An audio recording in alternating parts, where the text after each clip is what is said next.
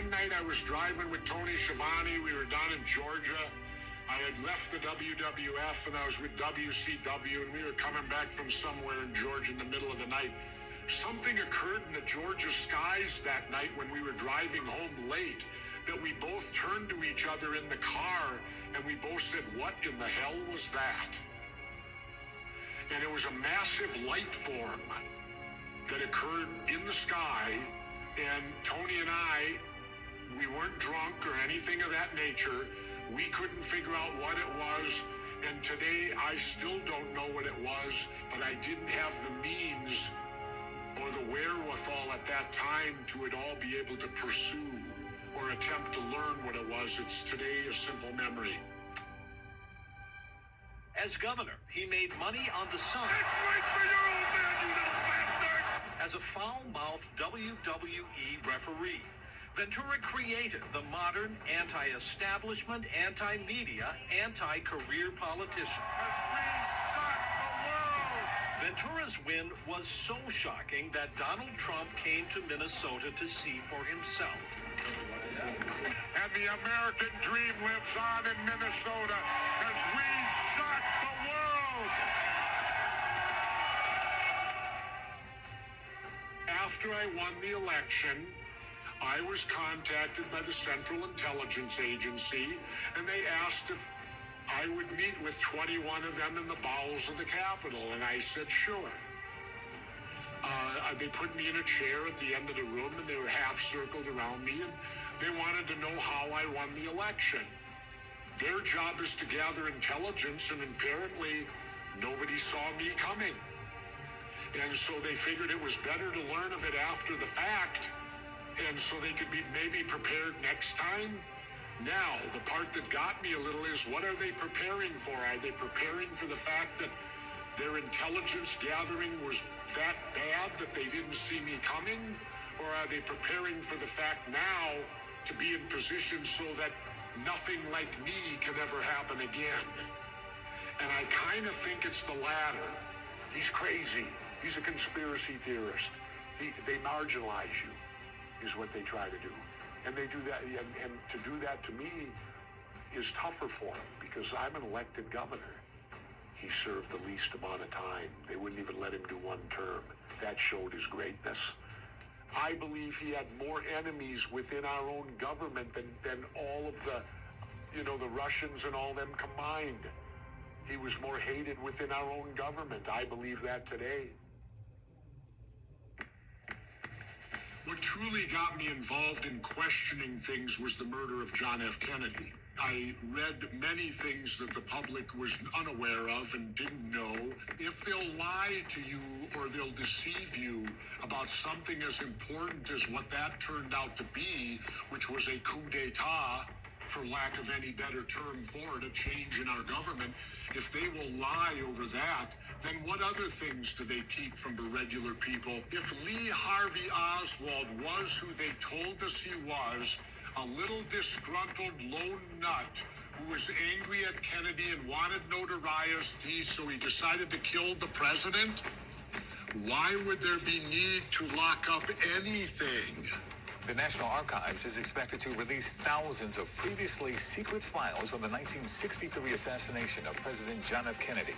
This time, they still have not been released, but when they are, experts say they could reveal more of what the FBI and CIA knew. When President Donald Trump took office, a very interesting event unfolded, and that was a sitting U.S. president saying, we're going to declassify everything on the JFK assassination. Tonight, President Trump said he is clearing the way for the rest of the files. The only exception, he says, will be the names and addresses of people who are still alive. The president said he's making the decision to put any and all conspiracy theories to rest. President Trump tonight, though, did not say when he will allow the release of those remaining documents. That effort by him, even though it was just a tweet, essentially set in motion the declassification of records on the JFK assassination. And although they declassified a ton, there are still thousands that they told the president, no, we are not going to declassify it. What made the man who prided himself on shaking up the swamp and draining it and turning everything upside down, what made him go, You guys are right. I'll support that. So it really makes you wonder, how much power does a president really have? How much knowledge do they really have? There's a lot of evidence to indicate people who very well could be involved, but without the release of all documents, and because 60 years have now gone by and everyone who was involved probably today is certainly dead. If what they tell you is the truth, there is no need to lock up anything and withhold it from public. Why would there be? So there's still a lot of, I would say, material, secrets, truth behind the JFK assassination that has yet to be revealed. There's a lot of theories floating around. There's a lot of people who claim to know why he was assassinated. In some instances, they'll even combine conspiracy theories and say JFK wanted to declassify UFO documents, so ergo he was assassinated by the intelligence community. Of course, there's no strong evidence to support that. Do I have the documents to prove? No. Have I talked with people who were firsthand when Kennedy was assassinated and what they've told me? Yes. Apparently, as it's been explained to me, Dulles actually said to somebody, I have clear authority to assassinate the President of the United States if he threatens our national security, having to do with extraterrestrial and UFOs. We now have documents that show that John F. Kennedy, only a few days before the assassination in Dallas, had written a memo request to the director of the CIA with CCs to other people, and it was about, he was ordering that the United States collaborate with Russia to go to the moon. I think that the JFK assassination is a metaphor for all history when it comes to the United States. That UFOs and ETs from World War II on became the separation point of the entire planet. Those who would know the truth, small, unable to talk, or they would be killed. And death was used to make sure that the people on the inside knew, if you tell anyone, you will die. President Kennedy made so many enemies. When he was in office, you probably have at least 5 entities who could have did it and who could have joined together to do it and who may have done it.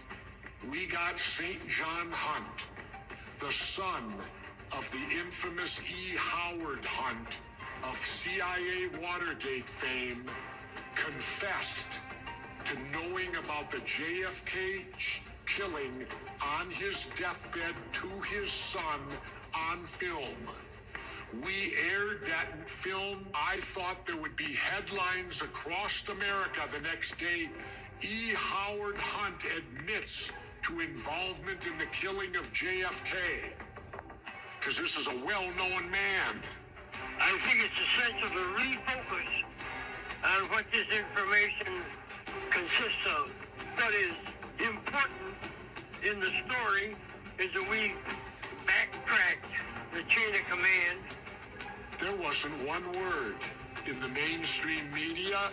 There wasn't one word that it was even talked about that E. Howard Hunt confessed to a role in the killing of John Kennedy. He said it was called The Big Event, and he named all the people that were involved.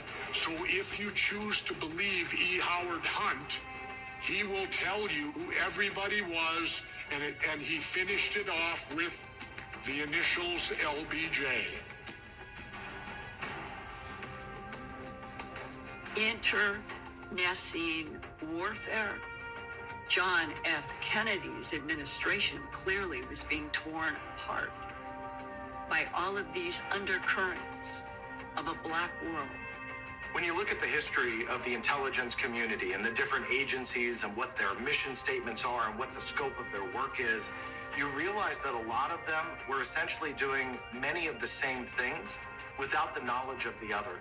It seems that it became very territorial. There are even instances where, especially with the mind control experiments of the CIA, that they learn about the military research that was going on. And what did they do? They started stealing the research. They started realizing that even though the military originally began to figure out how to defend against mind control techniques that were being developed by the Soviets, the CIA finds a way to start extracting that information into their own vault, so to speak, and then realizing, okay, this can not only be for defensive, it can be offensive. So then they started their own research without the knowledge of anyone else. And so you see a lot of that territorial nature when it comes to research, when it comes to essentially stealing intelligence from each other. It's something that has gone on for decades, and I'm sure still goes on today. Lieutenant Colonel Philip J. Corso, he said, Linda, our greatest problem was the internecine warfare that existed between military branches. So nothing has changed. It's just gotten deeper